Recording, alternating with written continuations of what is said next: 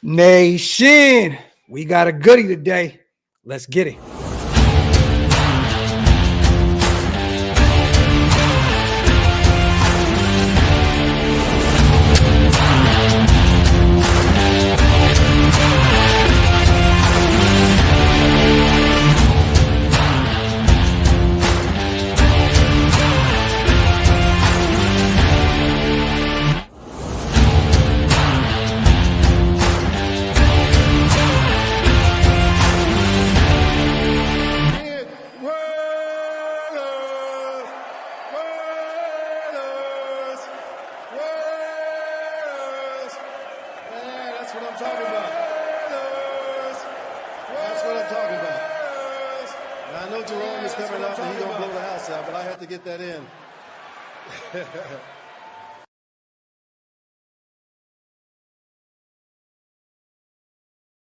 Yo, salute to everybody already here rocking with me. You guys already know what it is, man. Welcome to the OakLosVegas Raiders podcast. Salute to the greatest chat in YouTube history, man. Make sure you get them likes up, man. Wipe them feet, meaning hit them thumbs up. Also, hit that subscribe button if you are not subscribed yet. We have a great show on the way.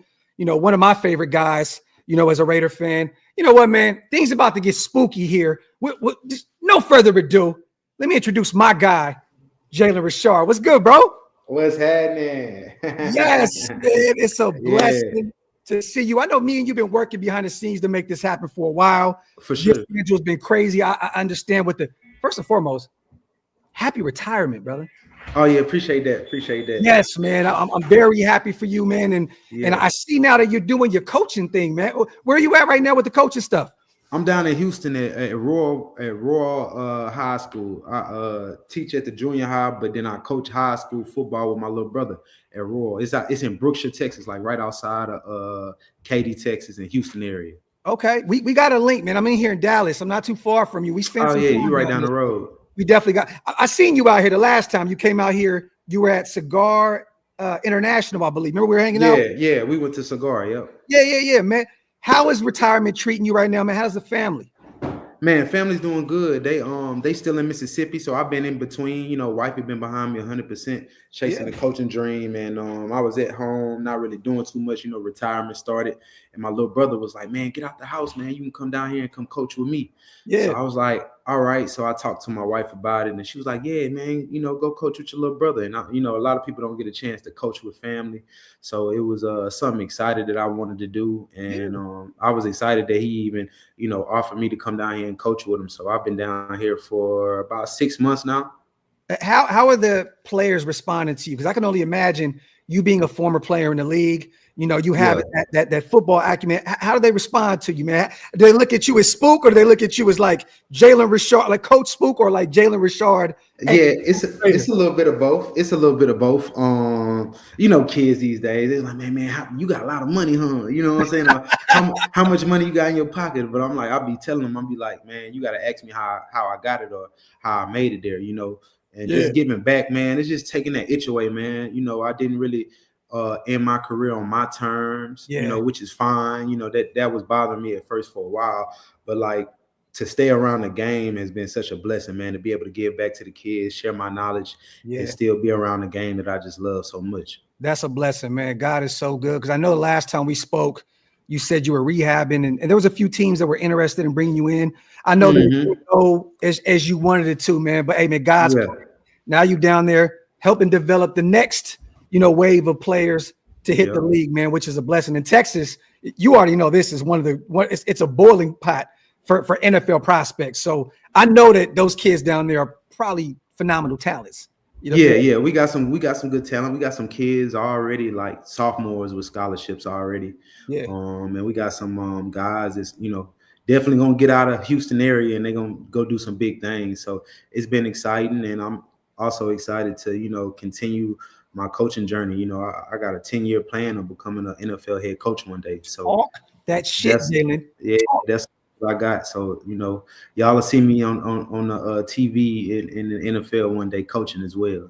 I love it, man. As a UDFA out of Southern Miss, real quick, man, take me through that call that you received, you know, and the feeling going to Oakland? And were you familiar with Oakland at the time when you got the call? Just take us through that experience in 2016. Well, yeah, 2016, we had the draft, and I knew I had a possibility of getting drafted. I had a great senior year, but I did have a lot of injuries and stuff. And then once I got in the league, I realized that's why I went undrafted. A lot of teams were kind of like worried about my injuries that I had in college, but I wasn't like, I was familiar with the Raiders, obviously a great organization with a lot of history and stuff.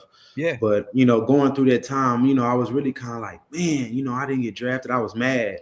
And, my father-in-law and my dad both was like, look, man, guys don't even get a chance to come in and do a rookie mini camp or even get a chance to put that helmet on. It was like, man, just go out there and have fun. So I had the Raiders I got invited to 2 camps. I got invited to the Raiders rookie mini camp, and I got invited to the Buccaneers rookie mini camp. The Buccaneers rookie mini camp was supposed to be the week right after the Raiders rookie mini camp. So then if the Raiders didn't keep me, I was going to go to Tampa Bay the next week and do their rookie mini camp. But, I had a flight in and a flight out, because that's how they do it with the rookie mini camps. They do a flight, but it's the whole itinerary, right? So I had a flight in and a flight out, but I ended up staying with the Raiders for 6 years. I love it, man. And you know what's so crazy? Like, your introduction into the NFL was literally movie-like. I mean, first game in your home state, an hour or two away from your hometown, right? I was at the game. Me and my wife, we were living in Atlanta at the time. We drove out to New Orleans and seen, your first game of your career. And it was insane. 84 yards on 3 carries, 2 passes for 11 yards. But that 75-yard touchdown on your first carry ever in your career in front of your family, man, what was that feeling like? Oh, it was crazy, man. I was balling after the game. I was crying before the interviews. I had to get that out. I was crying. And then, like, even deeper than that, I was actually running in the same direction that my mom and dad were sitting.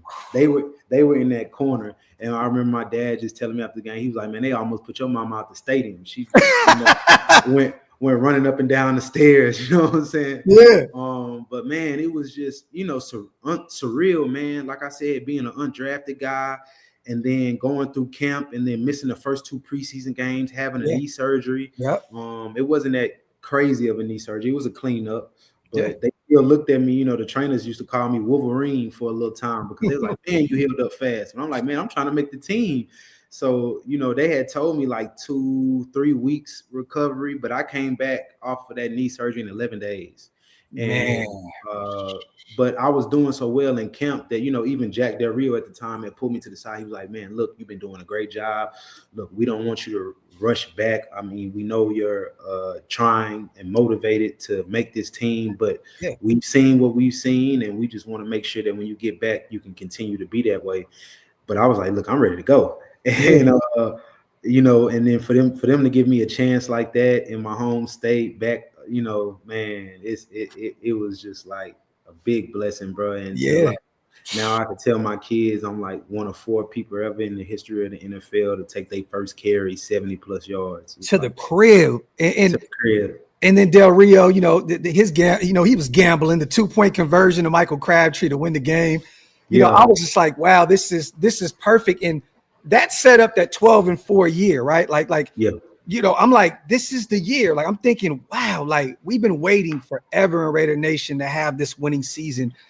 And then we go into, that Christmas week where we're playing the Indianapolis Colts, and DC, man, goes out there and breaks his leg. Yeah. What was that feeling like in the locker room, or not even in the locker room, on the sidelines at that point when DC, did it feel like just deflating, like our shot at probably winning this thing is gotten a lot slimmer right now? Yeah, it was deflating. Whenever you have the head guy go down, man, that's running the show, it's deflating to a team. And but at the same time, we are professionals, and the NFL is the next man up league. So with everything that we had around DC, we felt that we could still go in there and get out of Houston with a win. I know I personally was mad because we had beat Houston that year and still had to go play them in Houston, which playing a playoff game on the road is hard no matter what. Playing on the road in the NFL is hard, period. Did you see, Jalen, they're talking about changing that rule now? Yes, I saw that. And I think that's smart because I mean, nothing against other divisions in the league too much, but I mean, the AFC West, where we play it, if you don't win 10 games, you ain't got a shot of getting in the playoffs. Yep. And we go play a Houston team that won 8 games and won their division. It's like, and because they won their division, but we beat them in Mexico. Yeah. And now we got to go play them. It shouldn't have been that way. So a lot of us that week were kind of like tense about just the fact that, like, man, why we can't, they should be coming to us. Yeah. And but to go in there and we played hard, you know, we had a rookie quarterback. We had Connor Cook at the time, and he did his best. You know, it's a rookie quarterback in the NFL that didn't get really any reps all year in a real game. You know, regardless of what he did in practice, he never got the real reps in the real game. So I think we went out there and put our best foot forward. It just didn't work, but definitely, man, 2016. I tell people all the time that was our Super Bowl year for sure. That was special, man. Khalil Mack and company. And, you know, I'm thinking DC gets healthy in the offseason. We're going in 2017, one of the favorites to potentially win the whole thing. What happened that year? Because there were so many. I've talked to Donald Penn and I spoke to a few other guys on the roster at the alumni party. And I asked them, you know, was a lot of that stuff with the politics overblown, you know, of Jack Del Rio and DC? I forgot what game was that? Was it the Redskins game, I believe? Where they stated something along the lines of somebody, I don't know. They said there was some politics involved. And Donald Penn told me, he said that was overblown. There was nothing like that. There was no Del Rio or DC tension. Can you go through that? I mean, do you even remember any of that? Yeah. I remember some of it. I remember when that kind of blew up. And yeah, like it was never no politics with any of the situation in 2017. 2017 just you know, after coming off of 2016, you got to hit when you're hot. Yeah. You know, and there's so much turnover in the NFL that, like, one team is never the same. Yeah. So even though we had some of our key pieces, the other pieces that don't get as much of the limelight were scattered, and then we got more of those pieces to fill in. Because I think they used to tell us the turnover ratio on each team is about 15-20%.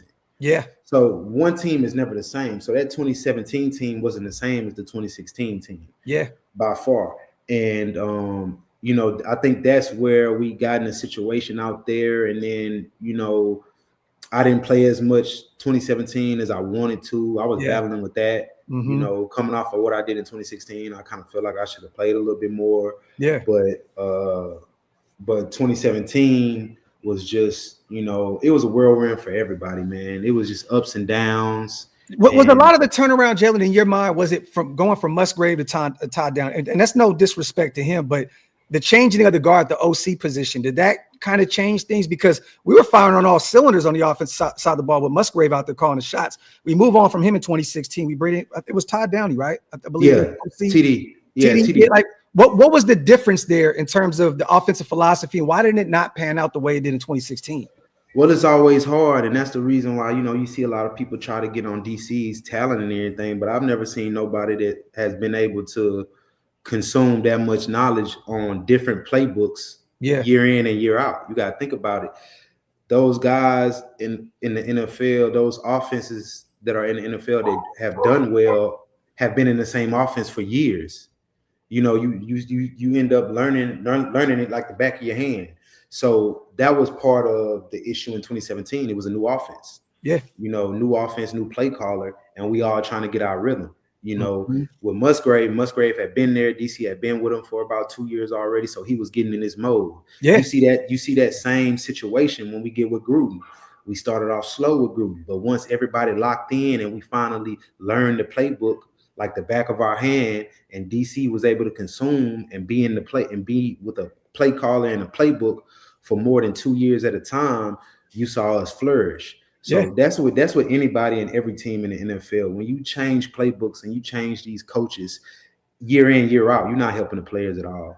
Yeah. What was that? Speaking of Gruden, what was that transition like going from 2017 to 2018? Because, you know, in the nation, everybody always assumed that Gruden was going to be the guy that was going to come back and return us to greatness.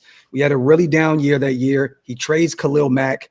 But you have a ton of production that year, over 600 yards receiving. You got over 200 on the ground.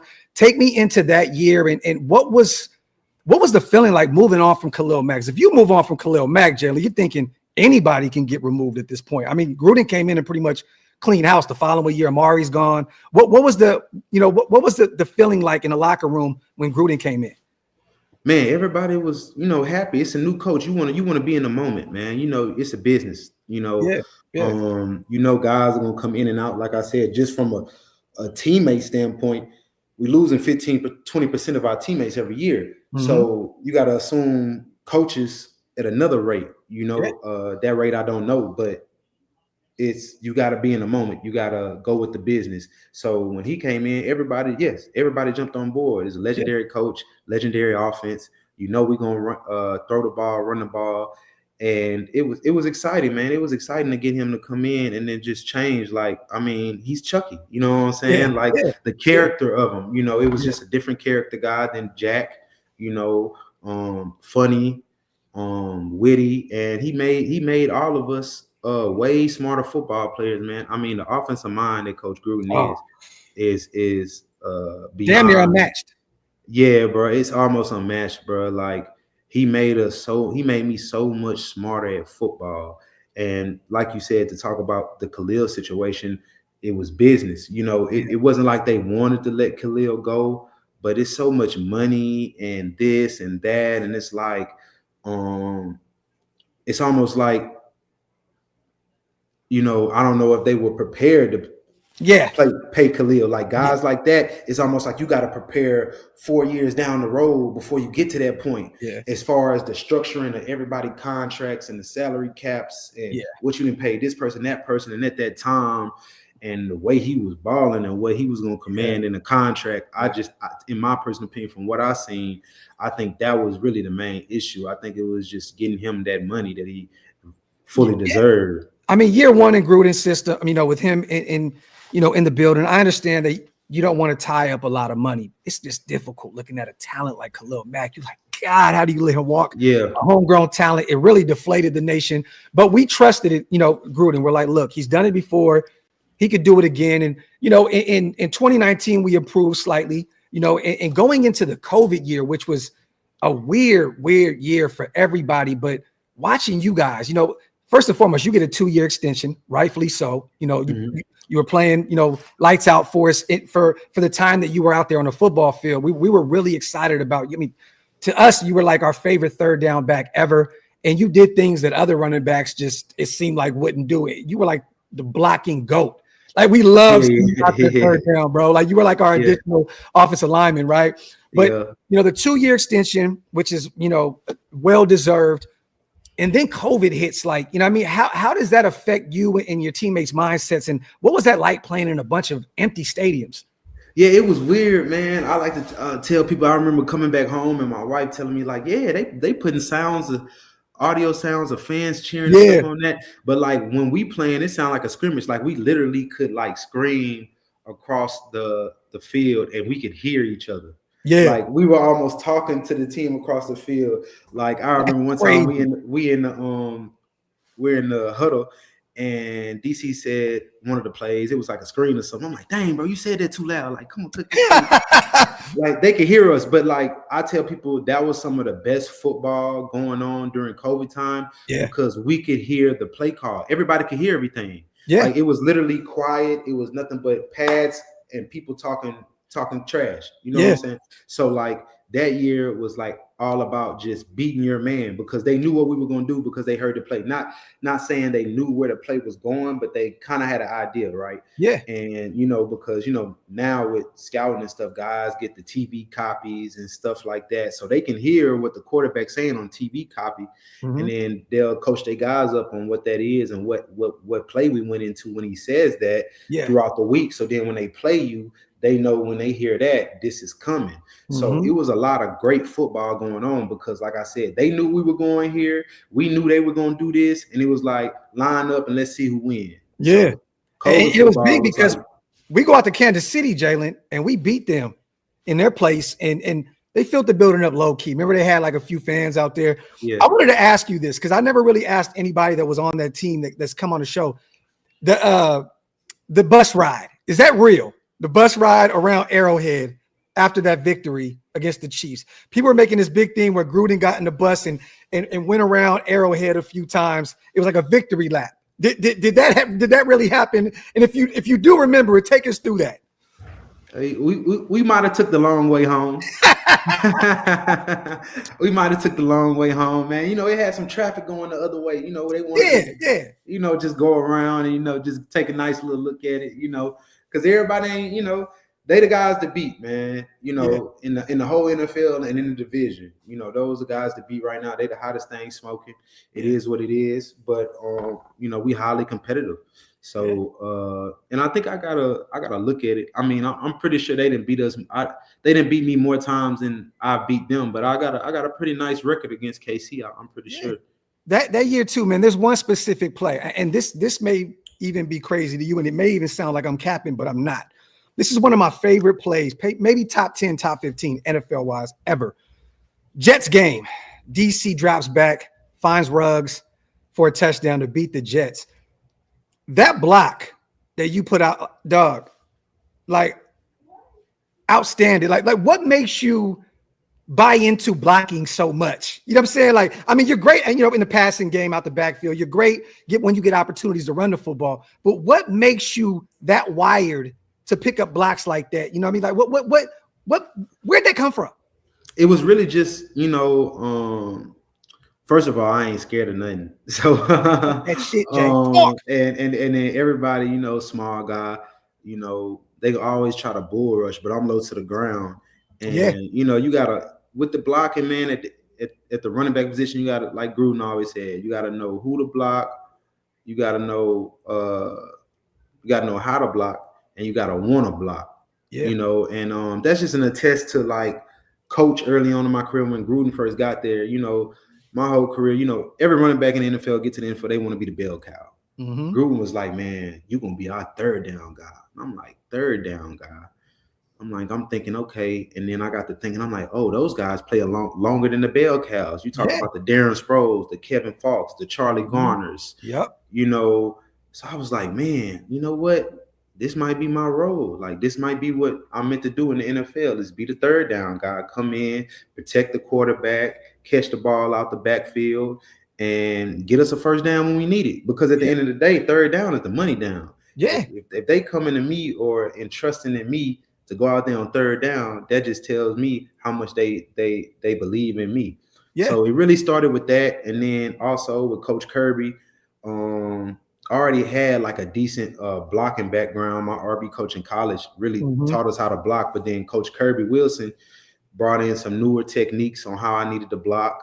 And I just, kept improving, man. And like I said, going in there with no fear, man. I love it. What was your initial thoughts when we drafted Josh Jacobs in the first round? And what was that relationship like? And you guys still talk? Because we love Josh. I know the exit wasn't how everybody wanted it to be when him going to Green Bay. It's phenomenal to be able to watch him in the playoffs right now as we're talking, man, to see him. He deserves that. He's a dog, man. What was your initial thoughts when we got him in the first round and brought him in? And what's that relationship like? Oh, we loved it, man. We loved it. We watched film of him beforehand. We was talking with Kirby. Kirby showed us all the running backs they were looking at taking. Yeah. Coming up, and we all had voted on Josh. Like we just loved him, bro. And then to see it in person, what he able to do, man. Like little bro got it. He got everything you want. Physicality, can cut on a dime, got vision, smart, and he can block as well. Yeah. So he's a complete back, man. He's gonna have a long career. Didn't have a lot of mileage on him coming out of Alabama. That's another reason why I took him in the first round. That too, not a lot of mileage, man. I mean, just can take care of his body. Got a strong body. Like he's built. Like I remember seeing him. He got like calves. Like it almost don't look like a calf. It's just like, he just all leg. I've been around him in person a few times, and you right. Yeah, man. but man, little bro is gonna continue to be a top running back in this league. And we still talk, man. It's all love for Josh. I loved when we got him, and I was excited for him to be here. Like we all, like I said, I'm a Raider fan through and through too. Yeah. Like I said, I hate that he had to leave, but that's the nature of the business, and he in Green Bay doing this thing. let's reverse it a little bit, because you got a chance to play with one of the best running backs of all time in Marshawn Lynch. You got an opportunity to watch him, gig a little bit in Oko. Yeah. And I see you on the sideline as well. What was that experience like playing with Marshawn Lynch? And I mean, he's such a crazy character, but he's such a good dude. This is the thing that people don't realize is Marshawn is just really one of one. What was your experience playing with beast mode? And take me through, like, did you learn anything playing under him? And what was that experience just like as a whole? Man, he's one of the smartest individuals you'll meet. Yeah. The character is the character. It's him. Yeah. It's not really a character. It's real Oakland. It's real Oakland. It's just his character, right? Yeah. And man, his love for the game, his love for family, his love for his teammates, bro, is like unmatched, bro. I learned so much from him. It was fun, like you said, future Hall of Famer. Yeah. To be seeing what he was doing even on the back end of his career, still going out there, toting, running through people's face. I got a lot of stories with Big Bro, but one of the main things that I took that he taught me was, something I was kind of doing naturally, but he kind of made me start thinking of it cognitively, was every time you feel contact, you want to try to knee yourself in the face. Ooh. And he was like, when he feel contact, he try to knee himself in the face, and he described it as like, that's how you that 6-yard run that you might get tackled on, that 6-yard run, that's how you get out and you turn it into a 30-yard run. You turn it into a 60-yard run, or that 20-yard run, you turn that into a touchdown or whatever like that. It's just when you feel contact, kneeing yourself in the face. I was doing it, like I said, naturally, just getting hit and then driving my knees. But he told me to start thinking of it cognitively, and that changed my game as well. His presence alone, man, he helped usher in, the Oakland fan base into going into Vegas. His presence alone, did it kind of give some of the younger guys there in the building the understanding of the importance of Oakland and what that means to the Raiders? Because, you played in Vegas, and you were there, but Oakland, like, what did that mean to that team? And with Marshawn being in the building, did it just mean that much more on the way out? Yeah, man, it did, man. Especially like you said, that game when he was dancing like that, and you got the whole Old Town in there. Everybody just, come on, man, bro. Vegas is Vegas. It's just different, but it ain't Oakland, bro. Yeah, it'll never be like Oakland, man. Just the atmosphere, you could smell that in the air. Yeah, always, at all times. And don't let us get up by 14 points or 20 points. I'm turning around, I'm seeing people getting ready. So it's the atmosphere was just different, man. I loved Oakland when I was there. Now nobody told me that it got cold in the Bay like that. I remember when I first got called out there from my camp, I was like, oh, I'm going to Cali. This is my first time ever going to Cali. Yeah. And I'm like, oh yeah, I'm shorts, tank tops. I get out there, I had to go buy a jacket. Yeah. I'm born and raised in Sacramento, so I'm like an hour north of Oakland. Yeah. I grew up in Oco. It's so crazy to see the difference between an hour, what that Bay breeze does to you. You know what I'm saying? That Bay breeze ain't no joke. And then don't go down to San Francisco. You need a jacket almost year round. Oh yeah. Something light, Yeah. But that water's right there, And then we were down in Alameda on the island, so that water blowing too down there too. So but man, I just loved Oakland, man. Oakland reminded me so much of Louisiana, just like it's culture. Yeah. A lot of places don't have a culture. Yeah. Louisiana got a culture. Mm-hmm. Oakland got a culture. Facts. And that culture, man, and people just having fun, turned up about their team. I really hated it when we left, and then seeing that, Golden State left as well. Yeah. I feel for them. And then now the A's, it's like, man, y'all just taking everything from Oakland. So yeah, man, it's that sucks. And I know we're gonna talk about the transition. Before we get there, I want to say too, 3 friends of the show and 3 former teammates of yours wanted to say, what's up, and happy retirement as well. Gary and Conley, my dog. Marquette King. And Gary On's out there in Houston, right? Yeah, I tapped in with him. We just got out of the season, and then early this year, I just been doing a lot. But I gotta tap in with him. Yeah, I'm about to go down there as well because schedule is crazy. He works for my son sometimes, training him and stuff when he comes out here. Okay. So we definitely got to tap in when I get out there. Also, my boy Marquette King. That's dog. That's like my brother, man. I love Marquette, and also Denzel Good, another friend of the show. Yeah, he good. I mean? Yeah, man. They always come on here and we shoot this shit. But I wanted to let you know, man, that I always ask about you and other guys on those teams, and they spoke highly of you. You know what I mean? Yeah, bro. They're my boys, man. Yeah. Take us through the transition from Oakland to Vegas, and what was that like? Did it really feel like you were starting an entirely new career? Because Las Vegas was untapped at that point, right? Like we had no idea what this was going to be, what it was. The NFL stayed away from Vegas forever. Take us through that transition, and what was the difference from Oakland and Las Vegas initially when you first arrived? Oh yeah, shoot! How much money my advisor told me I was gonna save? No state tax, baby. Yeah. That was the first thing. But it definitely felt like it was like a whole new, like, man, we like the Las Vegas Raiders. Yeah. I'm like, man, but I'm keeping all my Oakland gear.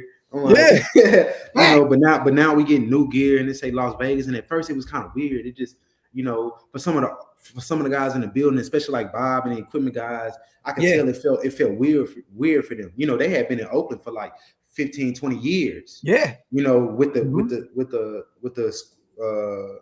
team. So New York Pete, Pete too? Yeah, everybody. Yeah. I was just talking to him in Cincinnati at the Raiders and Bengals game, and he was saying how weird it was because he's been with the team forever. Yeah. He was like, it was crazy going from Oakland to Las Vegas. So he said the same thing. Yeah, everybody it was just kind of like this weird aroma, but then, like I said, eventually we just kind of broke through that, and it was like, man, look, it is what it is. You know what I'm saying? Like, I was still coming to the facility sometimes with my Oakland stuff on, but we had a new spot, so it was what it was. But we, like I said, we broke through that and just embraced that. We the Las Vegas Raiders now, and we still got to go to work. It still got that town business mentality. I love that Josh kept that in his bio on Instagram forever. Running back, Oakland Raiders. And he said he was like, I'm not taking it out because that's where I come from. You know what I mean? Yeah. I love it. I want to ask you, man, are you, and I already know your answer to this, are you surprised by the success that your ex-teammate Maxx Crosby is having in the NFL right now? I mean, has that motor been like that since day one? Yeah, he been motor like that since day one. And coming in the building early before everybody else, getting his workout in, I mean, I look when we got him, was it 4th or 5th round? We got him in the 5th got him in the 5th, bro. Still of the draft, bro. Still of the draft in the 5th round, man. I mean, when I saw him, I was like, man. And at that time, he wasn't as thick as he is now. Like, he actually put on some weight, and man, that motor, and that's one thing you can't coach. You can't coach effort, bro. Yeah. My apologies. It was the 4th round. 4th round, we took him in the 4th. Yeah. You got him in the 4th out of Eastern Michigan. Yeah. So I mean, people already knew that he was possibly gonna be that way. 4th round guy, you thinking a nice little ceiling for that. But man, he was a great teammate, man. Come in, work every day. Like, you gotta have to work hard. Like, he making those tackles better because, like, Max, like I said, with that type of motor, coming in and practice every day, and it was 110 miles per hour, like 200 miles per hour, just work. And when you see teammates like that make you work even harder too. You like, all right, I gotta up my game. Yeah. And but he built all that for himself, man. You get out this game what you put in. A lot of OGs that when I came in would say that, man, you take care of this game, it's gonna take care of you. It's gonna take care of you. He handled all his business, and he reaping the benefits from it. So I'm happy for him. Salute to our leader who sets the tone week in and week out, Maxx Crosby. Take us into 2021. You enter the season on the IR. It was a crazy year, Jalen, for the Raiders, man. We lose Gruden. We're not going to go into that. The email scandal and all that stuff. Henry Ruggs, we lose him. We all know the situation, and prayers up to everybody involved in that situation. Richie B takes over. I believe we were 4-2, right? I think after that Chicago, I was at that Chicago game when we lost, and he lost the job. We start off hot. We start off red hot. I think we go 3-0 that year, and then we lose a few games or whatnot. We lose him. Richie B comes in, and at the end of the year, it's still COVID going on. Players are in and out of lineups all across the league. A lot of people, including myself, talked about how we played a bunch of backups, but you had to play with who you had to play with at the end of the season. We sneak into the playoffs. Take me just through that year, and what was just the thought process with you guys, like dealing with the Damon Arnett situation, the Ruggs situation, the Gruden situation, just everything was back to back to back. And it just seemed like we were always in the media for all the wrong shit. Like what was the mood out there in Vegas in 2021? Like I said, like you said, that was interesting. It felt like we just kept getting slapped every week with something else. And eventually everybody just had to barrel down and just be like, man, we just gotta take this day by day. I mean, we can't think too far, we can't think too crazy of it. I mean, things gonna happen.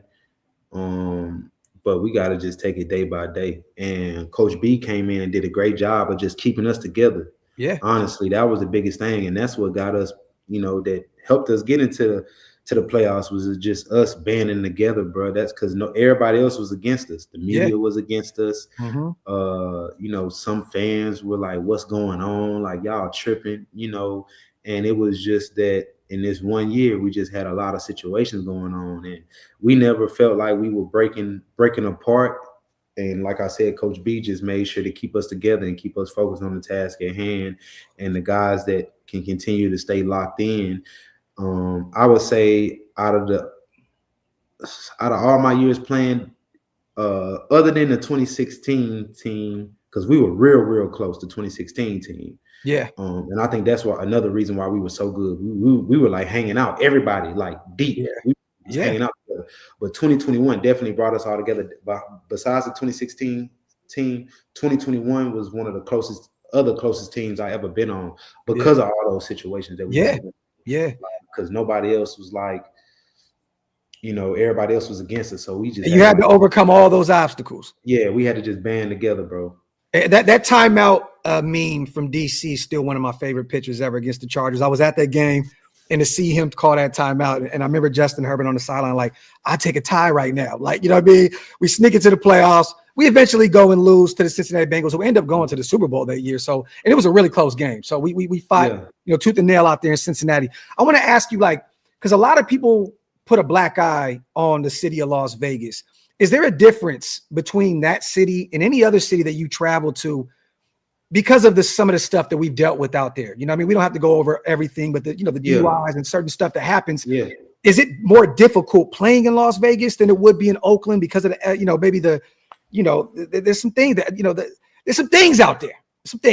Yeah. I think it's more difficult for maybe like a single guy. You know what I mean? Yeah. Like if you got like a nice backbone, or if you got you a lady, or you got you a family out there, because really nobody lives on the strip, right? I was living out on Lake Las Vegas. I could see the strip. It's 30 minutes away. I could see it, but I wasn't fully indulged in like living in it consistently on a daily basis. You go down there and then boom, you come back out.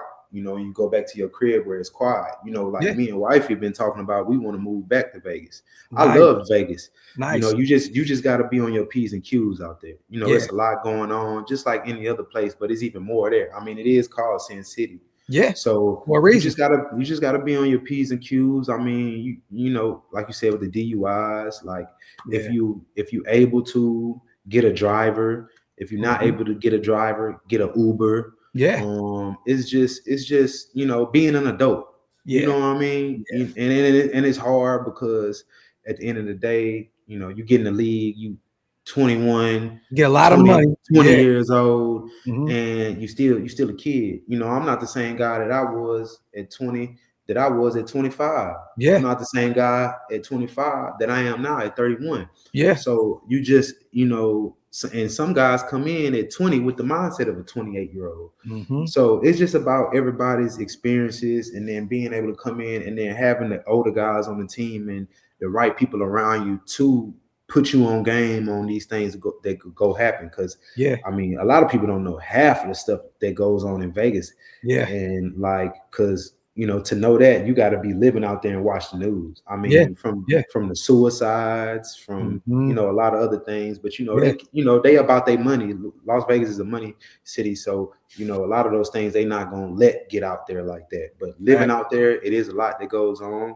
But like I said, as long as you're an adult and you know your why and you got your nice backbone, it's a real cool place to be, bro. A lot of people come there. It's a lot of fun stuff to do, shows to go see. Yeah. And it's a lot of fun stuff to indulge in. And I think it's actually not a bad place to raise a family, man. Honestly, it's one of the safest places you can go. I was like, the suburbs are nice. Henderson's beautiful. I mean, some of those areas outside of the strip, in which when you live out there, you don't really spend a lot of time on the strip. You don't. And guys like us, family men, will never be on the strip. You know what I mean? So, yeah. Unless me and wifey going to like a nice dinner. Our favorite spot was the Aria. We stayed at the Aria. I'm going if I'm going. She threw me a birthday party at the Aria before. There's a lot of her favorite restaurant is in the Aria. Catch. We go to the Aria a lot. But if most of the time I'm going to the strip, I'm not going by myself. I'm going with my wife to go just have an enjoyable night. I don't think my kids ever really went down on the strip, honestly. Never really took my kids down there. They would stay with the nanny out in Henderson. But like you said, family man, got a backbone. You're really not messing with the strip like that. Yeah, man. Talk that shit, man. I got to do this real quick, man. Sidebar. We're going to go back a little bit more. What is your personal experiences with Antonio Brown, man? AB, man, I'll say this, bro. In the same category as Max, as far as I've never seen nobody practice like that, bro. Besides all the other stuff, and what was going on and what happened, man, that man was legit when it came to football. Yeah. And Gruden tried to do everything he could to keep him. I'm telling y'all this from inside. Gruden did everything he could to try to keep him. But it just ain't work out. But man, AB was that dude, man. I ain't never seen nobody that wanted to run a go route every time. Yeah, he might have a slant and he looking over there and he like, nah, go. And he gonna take 2-3 steps and put his hand up. And I'm like, you ain't even open. And then all of a sudden, 2 more steps, he done ran past the dude. I'm like, oh my God. I'm like, ooh, this is legit. Were you there? Did you actually see him come off that air balloon in Napa? I wasn't there, but I was like, I was in the hotel. Nobody really saw it. We all kind of like woke up in the morning. Now it's all on the internet. Like, what? We're like, what's going on? They're like, man, AB landed on the practice field in the air balloon. I'm like, man, I need that type of money. You know what I'm saying? That's crazy. my mom went to that high school. That's what's so funny. I'm like, that's not a really majorly big area. Like for you to pull up out there like that, like that's kind of crazy, man. Kind of crazy. Yeah. But he was going through so much too. Like honestly, like I saw the feet thing, bro. He really did burn his feet bad. Yeah. Mm-hmm. So we're battling with that, and then like the character he is. Like I said, Gruden still wanted that. Like if you look back at the history of the coaches, the players that Gruden coached, he has no issue dealing with character guys. Yeah. The Warren Sapps, the Keyshawn Johnsons, man. Gruden main thing is as long as you come in every day and you be about football and you give me you're all about football, who you are is who you are. And that's what it's gonna be. But when we out here, we playing football and we're gonna give it our all. So like I said, Gruden loved him.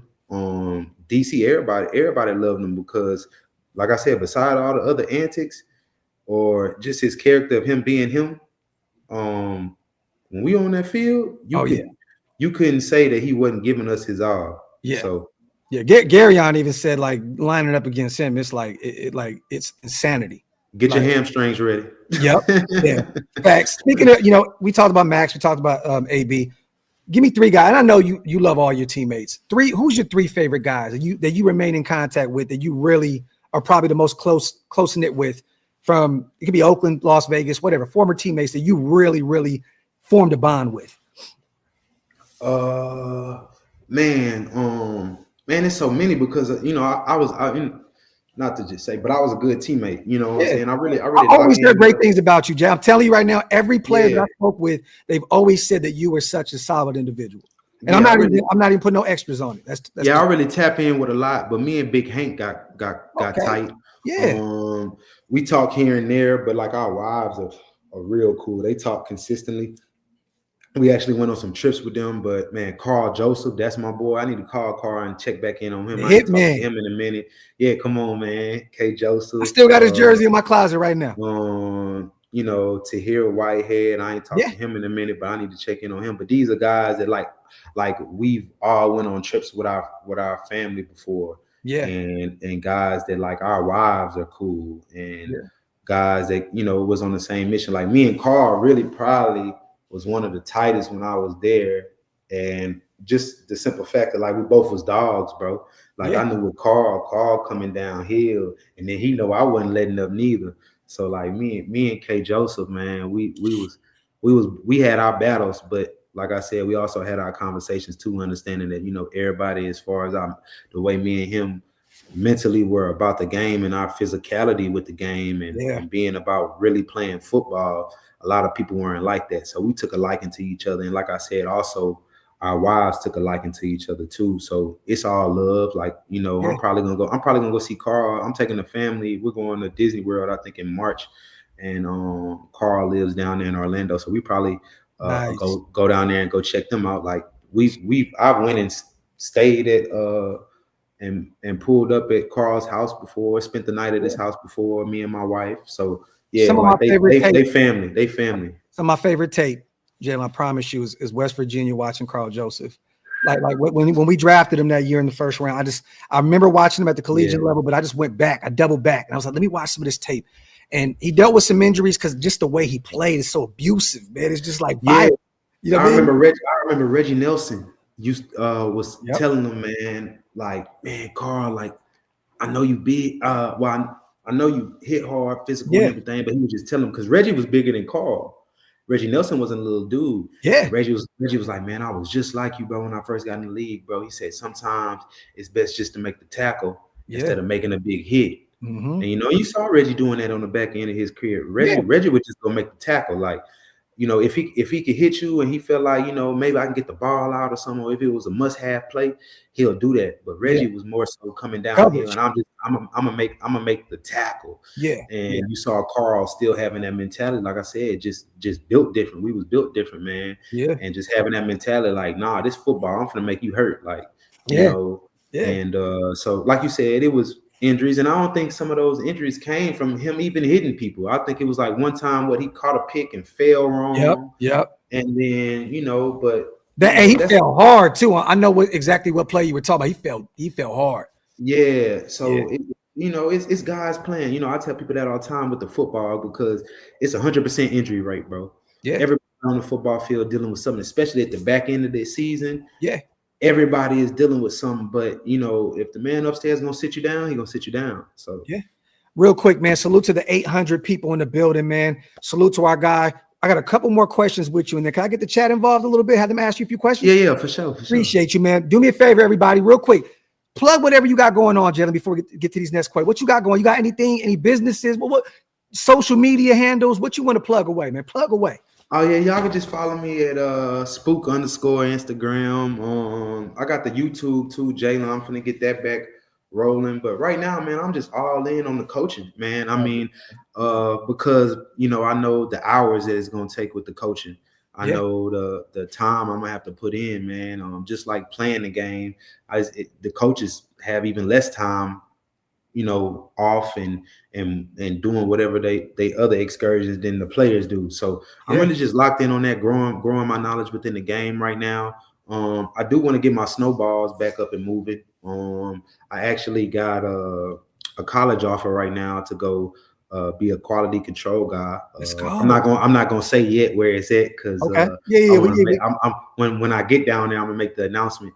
But I'm thinking about taking my snowball business down there. I did have it in Vegas, but around COVID, you know, everybody was getting that stimulus check. It was hard to try to find somebody to work it. You know, nobody wanted to come out and work, but everybody was getting that free money. So, but I still got all the equipment. We still got everything. So that's really, you know, business-wise, I think right now, the one thing that I'm gonna get back rolling. But other than that, man, it's just, you know, stacking the bread, crypto, stocks, and just this coaching, man. I mean, I love coaching for what it is, but also, man, you know, it's an opportunity for me too. I mean, I could make more money coaching than I did playing. You know, it is what it is, and be able to just give back and help people. That's what I'm excited for. Is like giving back, like being able to like make more money, but be able to give more away.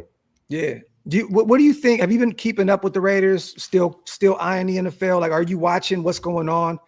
with the current state of the Raiders? Are you kind of? Yeah, I was. I think AP did a good job by getting the right people around him. I felt like, Herm Edwards is a legend, right? I thought that was going to do some good for him there too. But I kind of wish they would have gave him a little bit more time. I mean, I think we hit on all the draft picks, right? Oh, just man. about like went crazy in those first 3 rounds. At least some of those guys we still don't know what we have yet. But Tommy Eichenberg out of Ohio State's a dog. Trey Taylor, my guy in the 7th round out of Air Force, is a dog. I mean, and then those first 3 picks, DJ Glaze, Jackson Powers Johnson and Brock Bowers, who's phenomenal. He took the lead by storm. And that was the one pick, and that was the one pick that everybody was tripping about. Yeah, that was the one pick that everybody was like, "What are you doing, Brock Bowers?" But see, if you watch college football, Jalen, that he was already a generational guy and the best tight end in the last 2 or 3 years at the college level anyway. Yes, like even the best tight end, the Penn State tight end that's coming out this year, that's the best tight end. Yeah. Brock was like you said, Brock is the best tight end to come out of college in probably the last 5 years. Bro. Yeah, and the second guy was Michael Mayer, who's on the Raiders roster right now as well. Exactly. So, and in this league in 2016, when we played, we didn't have like no big name guys like that, but we had 2 or 3 solid tight ends. You need 2 or 3 solid tight ends in this NFL. You need your blocking tight end. You need your receiving tight end, and then if you bless that both of them can catch and block, then you in for some trouble. So, like I said, I felt like from a draft standpoint, and then on top of the issues we was having at quarterback, I felt like no other coach would have did any better than him. Yeah, just being honest, I felt it was a tough year. And it was a tough year, but I feel like maybe we could have squeezed out 2 more wins. From the games that I watched, I was like, man, we had something that slipped away from us.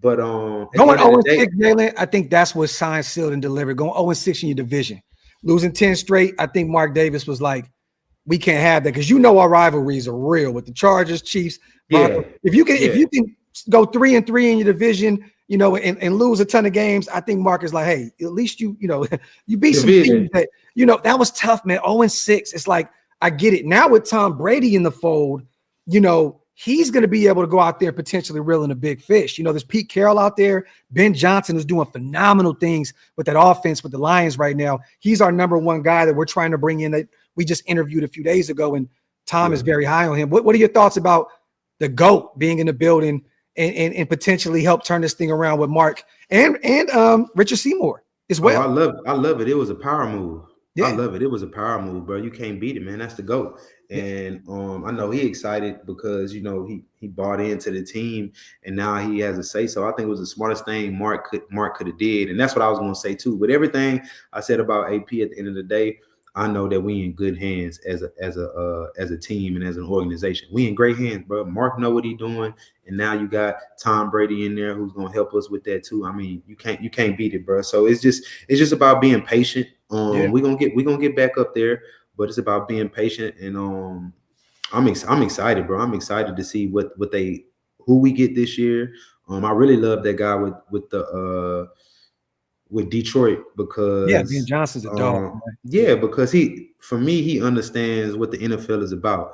First of all, you got to have 2 running backs, and honestly, if you want to have a good team, they need to kind of split the carries. Yeah, you know what I mean. Like you look back to when Kamara and Ingram were with the Saints, and they both ran for a rack. I think the Saints almost went to the Super Bowl that year. Yep. Like it's I think was that the Diggs year where he got that crazy catch as time expired to knock him out. That's the only reason they lost. But I love that he's gonna bring that 2-back system, man. He's gonna go find them 2 backs.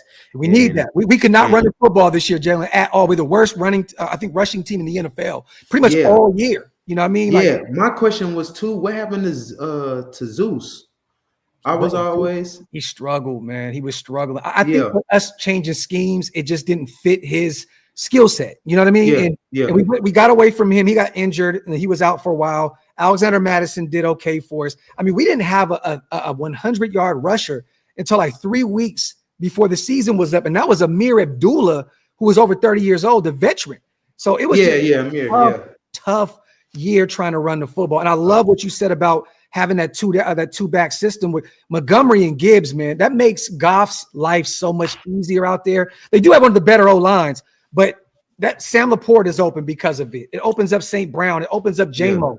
Like that system works perfectly in today's NFL. And I think you do need to have more of an offensive-minded head coach right now, at least in today's NFL. It's a lot of passing. And once again, you got guys like Jahmyr Gibbs. He's great in the passing game. Yeah. And Montgomery is too. Yeah, both of them are. So like I said, to bring that in, and then like all the motions and disguising and everything that he does too with Detroit, because they disguise a lot too. Yeah. A lot of motions and moving guys around. Yep. So man, you know he's gonna come in, and then Dan Campbell, and just the philosopher that he is. I just love it. You know, the way he talks and the way he builds up his players and stuff, man. Yeah. For Callahan to have learned from him and to be able to bring that type of mentality back to the Raiders, because Dan Campbell, when he talks, that sounds like a Raider to me. Even though he's great, you know, the philosophy, the we gonna grind, we gonna beat them up, we gonna this is the way we need to work. To get to the goal we want. Like that time he's talking to the team about, man, I know you guys don't want to get in pads, but we got to hit today because this is what it says that it's going to help with injuries and stuff like that. So like I said, to add what Callahan already has himself in his character, and then to have learned from Dan Campbell and to see Dan Campbell in that situation as the head coach and what he can take from him and bring over with us, along with his expertise in the passing game, running game, and as a coordinator, I think it's a recipe for success. And I think that's definitely the right move right now. I was looking at everybody, and I think he is definitely the move that you want to make. I mean, Detroit's offense is just fire. Bro. It's phenomenal. I got one more question. I'm going to get to these super chats, get the crowd involved. I'm not going to keep you here all day, Jalen. I know you out there with the family and all that. What is your thought process on the current state of the running back position? Because it feels like it's just like a throw them out. Get what you can out of them, throw them out. Don't pay them. 4 years, if you're lucky, move on from them. It's like the most disposable position in the NFL right now. These guys aren't getting paid big bucks. There was an issue right there with Josh Jacobs. He was a leading rusher, right? All pro. Led the league in rushing yards. You look at Saquon leaving the Giants, and some of these guys feel underappreciated, and rightfully so. Well, what is your thought on the state of the running back position as a whole, being underpaid, feeling like you can just replace them like it's nothing? To really break it down, all right, so the running back position, like when you get in the NFL, every running back in the NFL has a sense of vision and an ability to get to the spot and the ability to be somewhat productive, right? Mm-hmm. You wouldn't be out there on the field if they didn't think you can get 3-4 yards of carry, right? Yeah. And the reason that it's indisposable is because you'll be able to find every year a running back with fresh legs that can come in and give you at least that. Because all you're asking for is 4, right? Being a great running back, being a great running back is averaging 5 and up in carries in the NFL. A lot of guys don't have those type of stats. Mm-hmm. 5 and up, even on a season or even in a career. Yeah. So that's the reason why they're being undervalued, but they should be valued high is because they have separated themselves from those guys, from those other running backs, right? The running back that can take a 4-yard run, like I said, when we talk about Marshawn, the running back that can take, okay, the O-line blocked up 4 yards, but I take it for 20. Yeah. Or they blocked up, it's a 7-yard run, but I take it to the house because I got something else special inside of me. Yeah. That I can do this and that, and I have this type of ability. So that's why they should be valued high. And that's why I think that the NFL and the operations people and the coaches and the scouts, that's where I think they just need to split their mind and understand that, yes, it's fine that you value, it's not fine, but I see why you value the running backs the way you do. Because every running back that comes to the NFL, to some standpoint, is going to be, because the line is going to block it up. Yeah. If the scheme is right, you got an O-line in front of you, you're going to be able to get through. As long as you know where to hold, the power to play, Yep. You should be able to get 3-4 yards. Mm-hmm. Then you got these guys over here. The Saquons, the Derrick Henrys, and the Josh Jacobs, Kamaras, know what I'm saying? You have to value those guys differently because they can take your blocked up 4-yard play and take it to the crib. Yeah. Or add more to it. So yeah. You just have to separate your thinking on that as far as running backs. And that's, like I said, that's naturally what it is. I mean, and it's like that at every position. You're going to get some wide receivers that, you throw it to him, he's going to catch the ball. He's going to be where he's supposed to be. Yeah. But the thing about it is he can do all that and not be the greatest wide receiver and still get paid very high. Yeah, big money. That's why all the running backs are mad. It's like, you giving them big money, but y'all running us into the ground because at the end of the day, you might. It's like this. It's like, okay, all I want is 4, but if you give me extra, I'm fine with it. Yeah, you know what I'm saying. Yeah.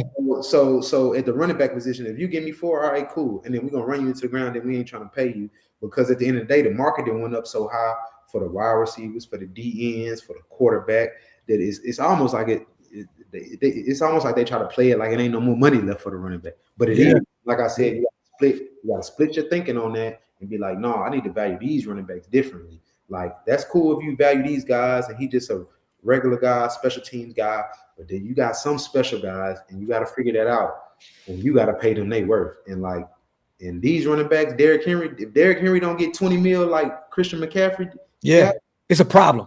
It's a problem. Something wrong. Yeah. Something wrong, man. Something wrong. Jalen, when are you going to start your podcast, man? Stop playing. No, bro, hey, you got too much. You got too much knowledge, brother. You got too much to bring to the table, man. You got to get it rolling. What's that YouTube again? What's that YouTube again? It's just Jalen Richard. It's on the YouTube. Nah, bro. We need that. We need that smoke coming from that channel ASAP. Yeah, man. It's crazy you say that because I was with my brother and one of his friends last night, and they was joking, and we was just talking football. They asked me stuff about the NFL. I was like, bro, man, this is the type of stuff you need to put on like podcasts. Yeah. I was like, man, you know what? I might do that. I might, I'm gonna have some little extra time. So yeah, I might end up going to get a little mic. Tell wifey buy me a mic for a surprise or something. Let me know, man. I'll send you, like, if you need some heads up on like equipment. Setting it up and stuff. Yeah, no, for sure. We'll talk about it. We definitely will. Salute to Ty. Salute to all my guys in the supers. Sending the supers. Salute to 10 Commandments. I see you, man. Yeah. He says, how did Gruden's emails affect the team? Did you feel like did you feel that he should have quit? We don't have to go into detail, but how did you feel about that? Man, being truthful, bro, he ain't tell no lies. Old dude lips was big as Mitchell Renz. He ain't tell no lies, bro. Like, everybody, I think the problem was it was coming from Gruden. Yeah, but they got who they was trying to get, bro. Look, let me tell you, man. Gruden ain't tell no lies, bro. Old dude lips was big, man. And it was out of context because everybody doesn't know Gruden, right? They just see Chucky, but they don't know Jon Gruden. Yeah. Like, we knew Chucky and Jon Gruden. You talking about a guy that really don't watch the news, not in tune with the times. You just a football. Don't know cancel culture and all this and that. I described him to my family like everybody got that one uncle that ain't got no filter and just talks hella stuff. You know what I'm saying? Yep. And it ain't coming from a bad place. He's just a jokester. Yeah. So, in an email, I never thought he was homophobic. I never thought he was racist. I just thought, damn, why Grew right now? You know what I'm saying? No, bro. He was just a S talker, shit talker for sure. You can cuss all you want over here. You go. Oh, okay, yeah. He just a shit talker, bro. And he loved us, man. And like me and him tight. Like, he pulled me to the side, and he used to call me Butterbean. And he's like, Butterbean, bro. He's like, you think I'm racist? And what I told you is exactly what I told him. I said, nah, coach, you ain't say no lies. I said, oh, dude, lips is big as Michelin tires, man. I'm like, you ain't tell no lies, coach. They just don't know the context of you saying it. He wasn't no racist. Every player we've spoken to said that Gruden wasn't racist at all. No, bro. Come on, man. Gruden was about football. Like I said, he didn't even know the times you was in. Like, he the type of dude like that didn't even know. And I've never heard him say this or there's no record of him saying, I'm just trying to give you like an example. Like he don't even know in these times right now, you can't even say faggot no more. Yeah. Like that's how we grew up saying it like it was some normal shit back in the day. We grew up, it was a normal term. Yeah. He don't even know you can't even say that. Yeah. He's this time of life. You say that and you're cooked. And you're cooked now. But like he's so out of space with just focus on football. I mean, 3 a.m. to midnight. Yeah. Like on football. So it was a lot of him growing and like figuring it out and like having to get out and be like, okay, I see what y'all saying now. And you see that now too. I'm happy for him. He out doing the barstool stuff. Oh, man. I'm hoping that he get back in the league, man, because I'm definitely gonna call him and go get a QC job. So let me tell you something. A little birdie told me. So I don't know if you know Stuart Schweiger. Salute to my bro, former Raiders safety. We do a podcast every week, and he's for the Raiders, number 30. So it's dope. We got 2 30s on the show. But former 3rd round pick out of Purdue. We were talking to a few people, and Gru is trying to get back into the league right now. We were actually supposed to meet up. He was supposed to be with Mark Davis in Tampa when we played them that weekend. And I'm not saying he was talking about a job with the Raiders, but it was clear that he was just trying to kind of get some fillers out there because he wants to get back into the NFL. Yeah, it was sad, bro, because I mean, like you said, I ain't gonna get into too much detail, but we know about the whole situation. Yeah, like the whole situation, like even how they came and asked him. Yeah, or how they came to Mark Davis about it at first. Mm-hmm. You know, a lot of people don't know that they came to Mark Davis first and told Mark to fire him. Yeah, and Mark was like, no, and Mark was like, no. Mm-hmm. You know what I'm saying? Because him and Mark like this. I mean, Mark, bro, a 10-year guaranteed deal for sure. Yeah, that's his boy. Yeah. So, you know, and Mark loved him, and Mark knew like we knew. We knew Jon Gruden. We knew like what you said. He said, you must don't know, coach. You know what I'm saying? So, it was just, you know, I'm like I said, I'm excited for him to get back in, bro, because he really needs that. Like I was hurt. I was more hurt that they took that away from him because I could tell, bro, he's all about football. I've never seen nobody that love football like Coach love football, man. He's the X's and how he loved to see us out there playing, how he loved to see us out there. He used to tell us, like, man, I just sit up here and just, you know what I'm saying, scratch the back of my head and fiddle my toes. Man, I get excited watching y'all, you know what I'm saying, running. He's like, man, I get a half chub watching y'all running. You know what I'm saying? You know what I'm saying? Coach just love football, man. And I hated that they tried to take that away from him. And I'm excited to see him get back in there, man. Because like I said, he made me an extremely smart football player. And it felt like you guys were about to slowly hit that corner with him. Every year you got better. I believe it was like 4-12, like 7-9. You gradually got better with him in the building. And then that year starting off 3-0, starting hot. DC, a dark horse MVP candidate early in the year. Everything was going right until all that news came out. And then it was just like, damn. I was at the Chicago game, bro. I think it was 15-9. You seen it. The body language on you guys, the body language on him. It just looked like everybody knew this is it. This is it. We knew. We knew. You know what I mean? Look, the play on the field, it was just like, damn, man, we had something good going, and it sucks. And hopefully Gru does find another opportunity. Salute to JM. Did Marshawn really drink hen before every game? I never saw him do it, you know what I'm saying? But yeah, he probably did. Sean used to tell me, you know what I'm saying? He probably took a little squid. You know what I mean? I hit a little Jack Daniels one time. My wife had me stressed out. I was finna be late to like a game. My first, like, not my first game, but like I was really scared. This would have been my first time being late to the stadium for a game. She had me go pick up one of her friends, like, to ride with us to the game. And I'm like stressed out. She was like, shut up. And she put the Jack Daniels bottle in and she take a shot.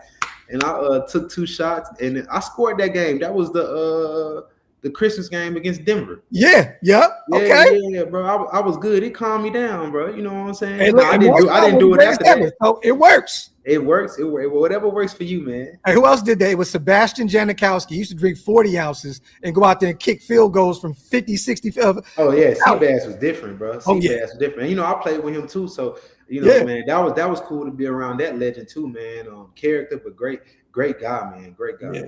Salute to Triple OG Hug D's. Who was your absolute favorite memory as a Raider. Second, how are you, brother? The nation will forever love your grit and play style. Memories for life.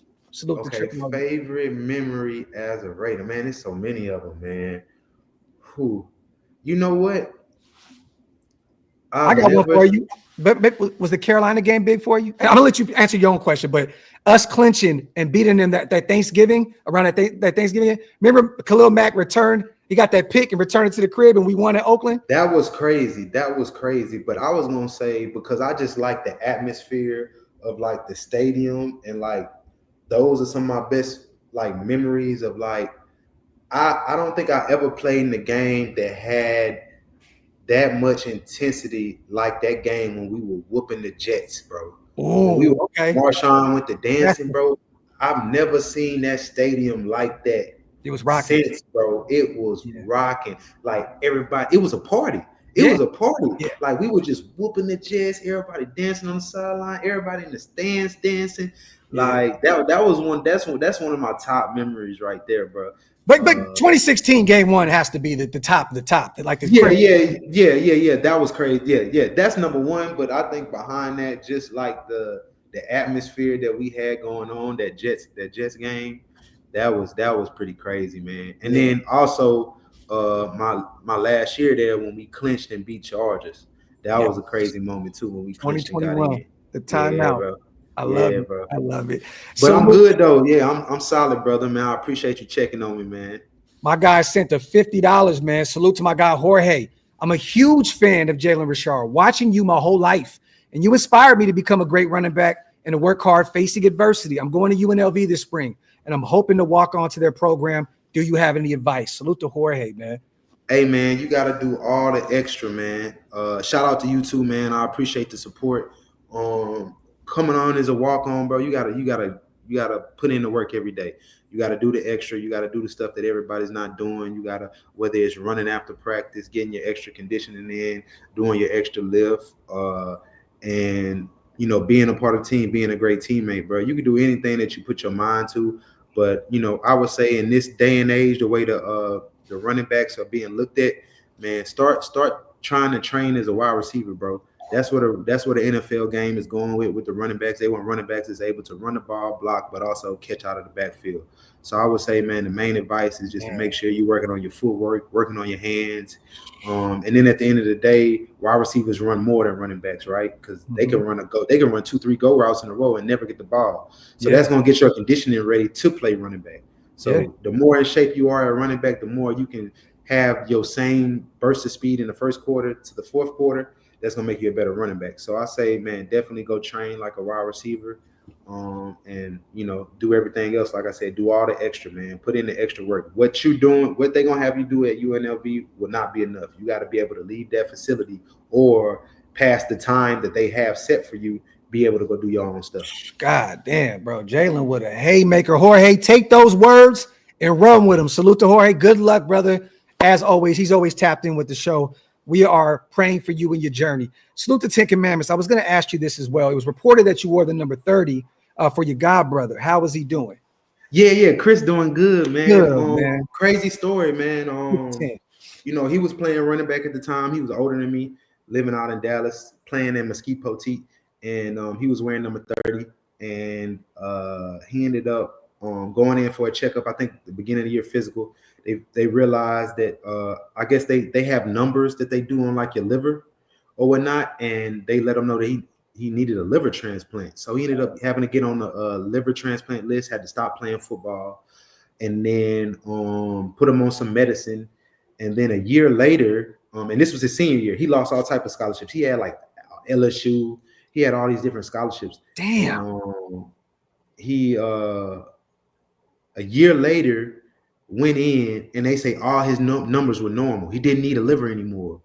So he ended up like going to like a small like D3 school, playing there, man. Now he got like 3 girls and chilling grown, man. So yeah, man, he's doing good. But yeah, that's the reason I wore 30, man. I was trying to put on for bro, man.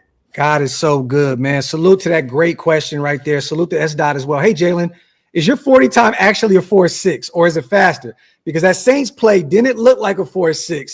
That play made me a fan of you forever, bro. Yeah. To go deeper on that, man. When I ran that 4.6 and 4.5 on my pro day, it was in the rain. Oh, okay.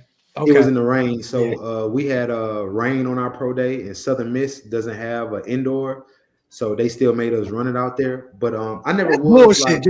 They should have rescheduled that.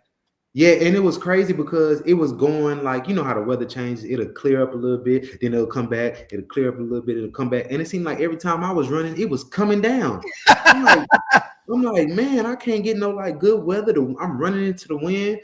But when I was training, I was anywhere. I was running 4.47 to like 4.4. 4.48, 4.49 when I was training. So that's what I was expecting to run when I came in. I'm definitely like a game speed guy too. Yes. Because I mean, in the NFL, you got guys running 4.3s and 4.4s, and I don't think I ever got caught once I got out. Yeah. So yeah. And salute to Pineapple double, jumping on that one as well. So I love just 75 tutty against New Orleans. Salute to Pineapple. And that Raiders fan, I think that your welcome to the NFL moment was actually his welcome to the NFL moment, right? Your first carry.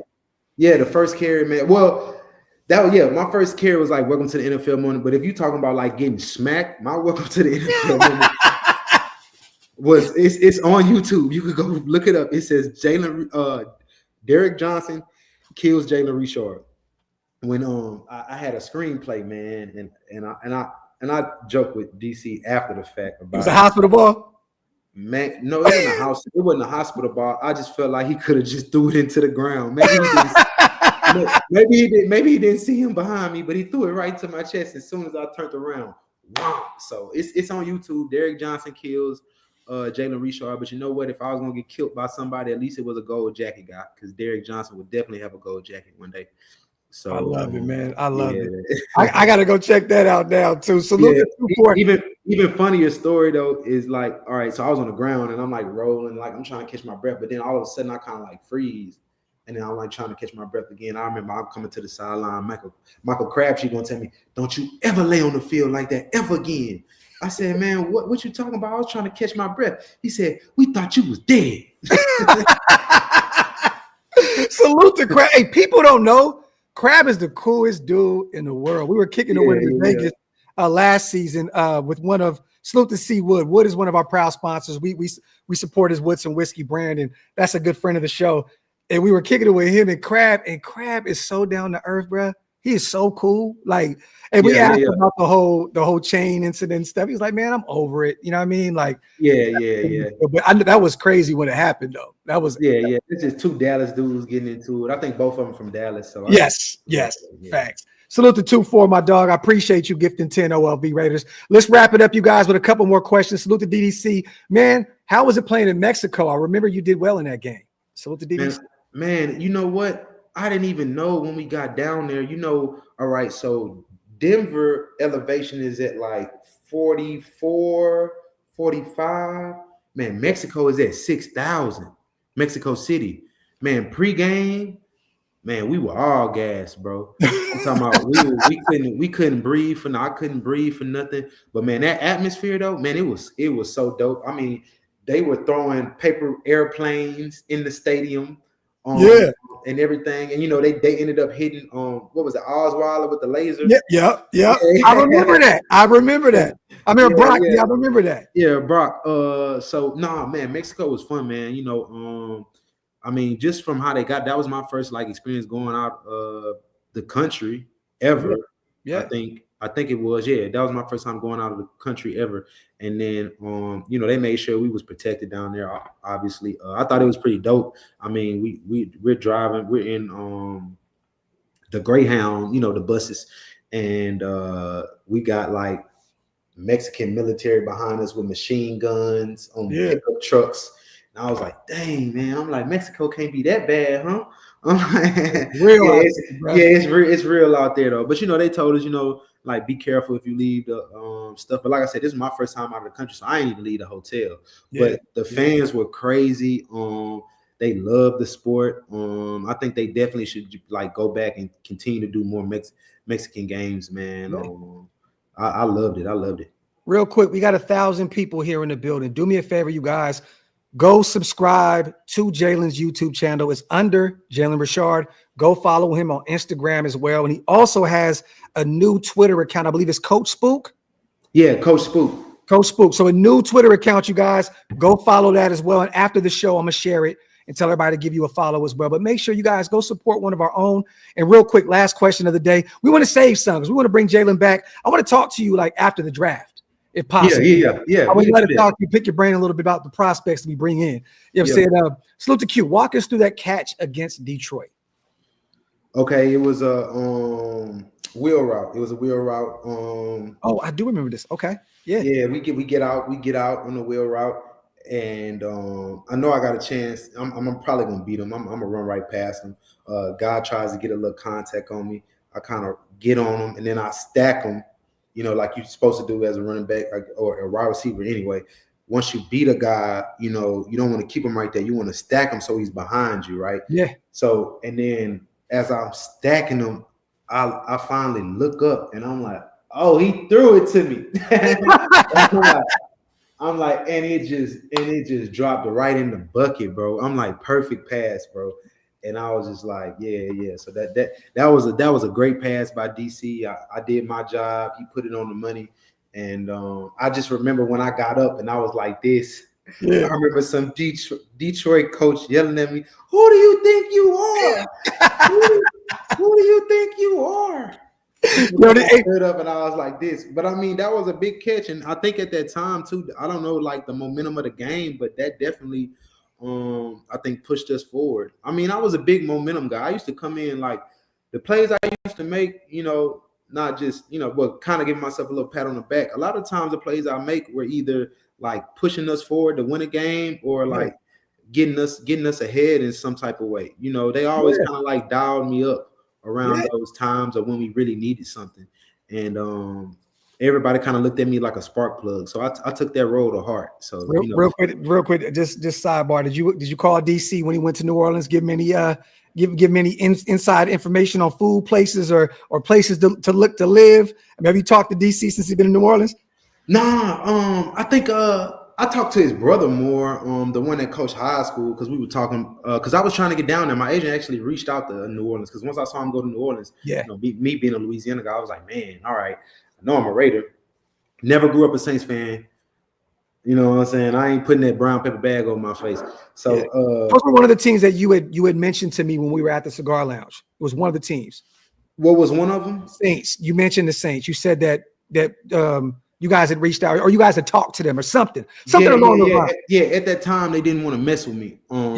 Is what they said. They was like, not right now, but there was a possibility in the future. Yeah. Because I was like, that'll be cool. I was like, man, that's the first spot. I did what I did. Every time I play the Saints, I balled out. So I know operations and everybody know who I am.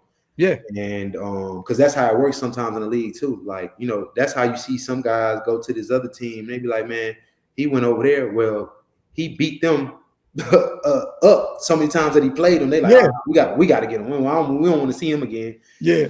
And so and then to be able, I was like, man, if I go there, I'm retiring. You know what I'm saying? To retire at home. Yeah, that's perfect. You know, where it started.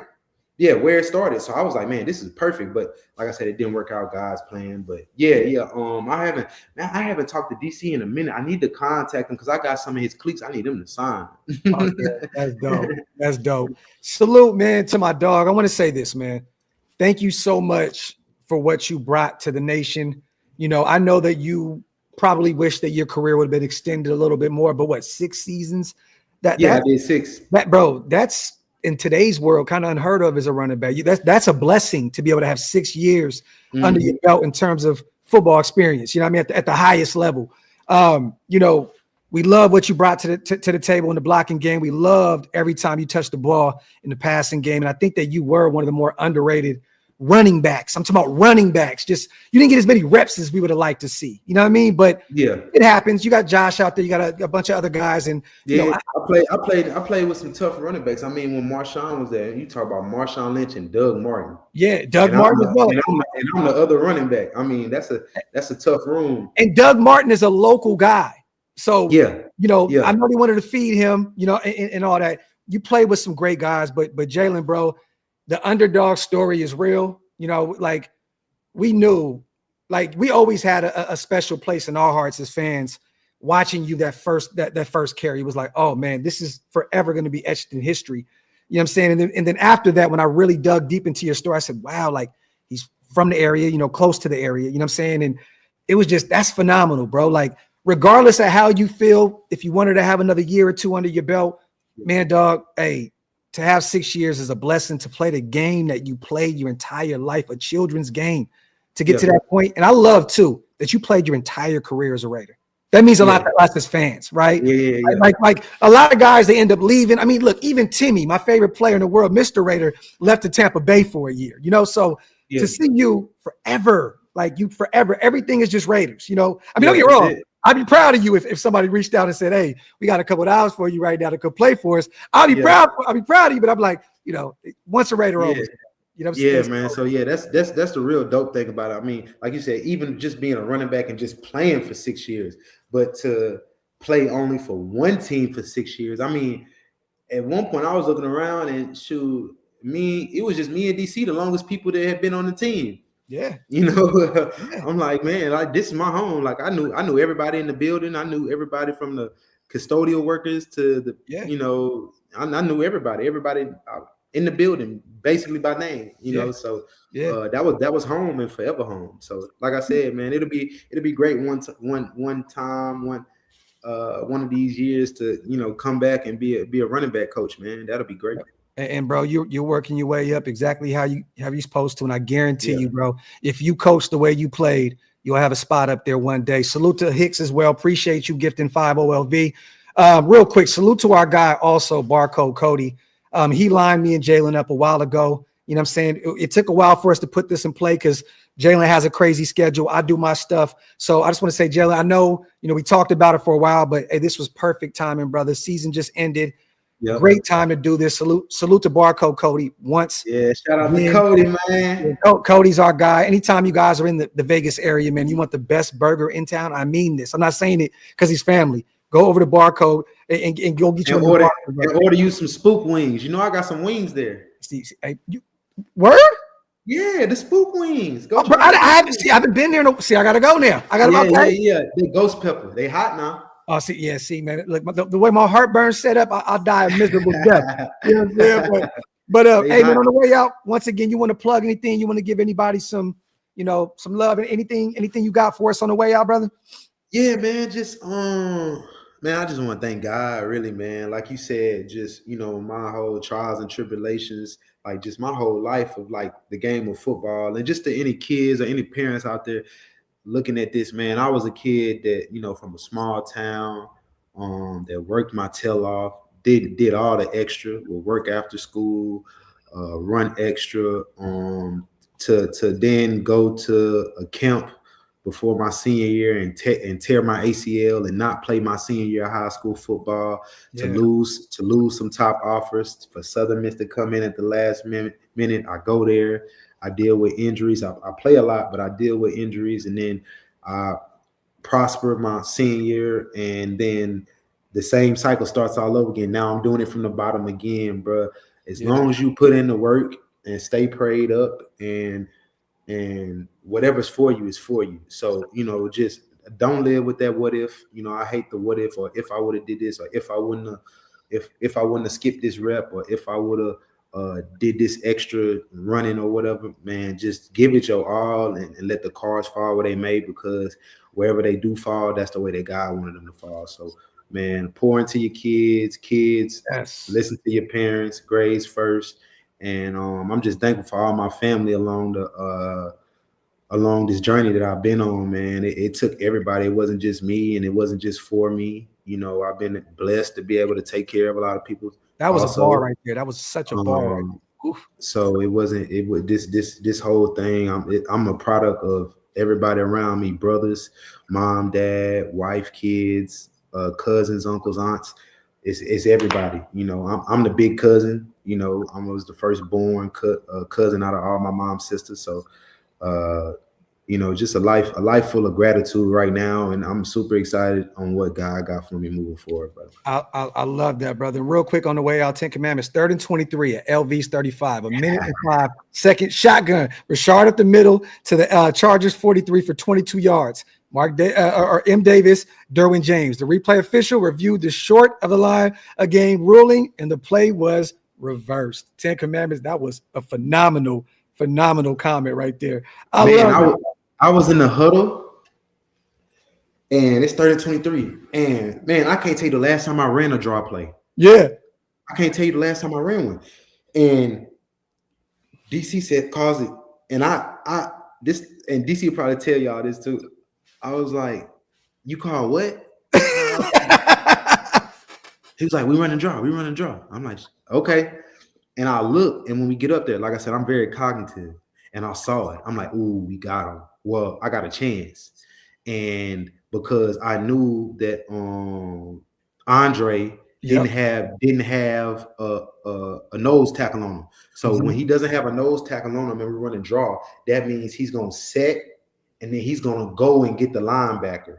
So I knew all these other guys, as long as I just had to look at the D tackles, make sure they didn't stun in, so I could get away, out, and they didn't stun in. So when I got the ball, I shot, and then now I see Andre running towards Derwin James, and I'm like, okay, I need to set this up just a little bit, and then I set it up, and then I came off. I'm like, dang, ain't nobody here, and I just kept running. Then they hit me, and I'm like, man, I know I got to be getting close. So I kept my feet training, and then like with the NFL and on the TV. So what you got to look at, fans, is that yellow line on TV is not always accurate. Yeah. So on the TV copy, it looked like I was short, but in all actuality, the sticks were right there. I had beat the sticks. Yeah. So sometimes it could be a little miscued, like on the TV, and you be like, oh, he's short, but like that they can't always get that yellow line exact on the TV. So I ended up getting it, man, and I kind of knew I did because I got up and I did the John Wick. Yeah. I was at that game, bro. I remember it was yesterday. And KG says Jalen is already sounding like a coach. This is facts, bro. This is facts. My dog, man. Please, if anything, we would love to have you back as a reoccurring guest, man. You brought so much great energy to what we do over here, and I just want to say I appreciate you so much for pulling up on us. Dog, start a podcast, please, bro. Please. Yeah. We're gonna do it, bro. Like I said, me and you gonna talk. I'm gonna get with you on like everything I need to do as far as it's like. I'm gonna send you links for your mics, your lighting, all that stuff. And if you need help, bro, we in the same state. I'll pull up on you and we'll set up everything, get everything right. Okay, for sure, man. But like I appreciate you too, man, just with the patience, because I know we've been working on this, like you said, behind the scenes. They don't even know. Like it's been like 3-4 months in the motion of trying to find the right time to do it, man. And I'm happy I did it, man. I appreciate your patience, bro. Greatness takes time, and we appreciate that we had an hour and a half of you, brother. We'll save some stories for the next time. But I do want to bring about this draft. Once the draft is up, because I'm going to the Senior Bowl in a couple of weeks. I'm gonna be out there covering that for like 4 or 5 days. Then I'm going to the Combine. I'm gonna be out here like covering all this stuff. But I want some opinions of yours, like with some of these prospects coming up. Have you been watching college a lot? Yeah, I've been watching a lot. Yeah. I'm coaching now, so I've been watching a lot, man. What you think we do? You think we go quarterback first one? Now with Tom Telesco gone, because he's not known for traditionally like trading up, I think that Brady is saying to Ben Johnson, if Ben Johnson's the one that takes the job, we'll move up and get you whoever you want. We'll get you your guy. But if it was Tom Telesco still in the building, our general manager that we just fired, I think we would have went BPA. And I think that may be a small part of why he's not here, because I think Tom's selling point is I'm Tom Brady, but we'll go get you your guy. I believe that too. I believe that too. I feel like they would do that. I could see us moving up. I just hope it ain't at the, you got those little birdies out there talking about possibly Maxx. I'm like, you can't trade Maxx, man. No. So I don't even feed into the fuckery, bro. I see that. Bro. Like, come on, that scared me. I just cut it off. It scared me. He has one injury. He has 1 year where he finally gets injured, and everybody's like, and mind you, a GM is thinking from a GM standpoint, right? Because this is a guy that only has 1 year in the building. So he's thinking, I don't have any ties to any of these guys. Injury, this is the perfect time to move on from him. But he don't realize this is Maxx fucking Crosby here. Like, homegrown talent, we don't move on from that. You keep him around. Yeah, You know what I mean? And like you said, history. Hopefully, not hopefully, history don't repeat itself. But like I said, with the Max situation, you feel like just naturally we just learn from that, and we like, hey, look, nah, we got to keep this guy. You know what I'm saying? And I know Mark and I know Tom understand how much Max means to the program. He sets the tone, like you said, first in the building, last out. You need someone like that to be able to set the tone for the next guys that are coming in the building, whether it's the free agency or the draft. So Max ain't going anywhere. And the only way Max leaves is at some point, because I know Mark respects him enough, if he asks to leave, because we can't right the ship, we can't get it together. Max is a competitor. You know this. You know what I mean? Here's a teammate. He wants to win. And if we can't get this shit right, Max deserves to go off into the promised land like Josh and see the playoffs. So, that's the only way. But no, we're definitely got to run it back. But I appreciate you so much. Once again, you guys, go follow our brother Jalen Richard on Instagram. Go follow him on Twitter at Coach Spook, and follow him on YouTube because a podcast is coming. At Jalen Richard on YouTube. Go hit the subscribe button. You know what? I'm gonna put the link in the comment section after the video uploads. So there you have it. But other than that, my brother, I appreciate you so much. Thank you to the chat and everybody. We still got 1,000 people rocking with us. We appreciate you guys. Jalen, I'm gonna hit you up in the DM. We're gonna talk, brother. Okay, man. Appreciate y'all, G. Yes, sir, my boy. All right, y'all. Have a blessed night. We out. Raiders.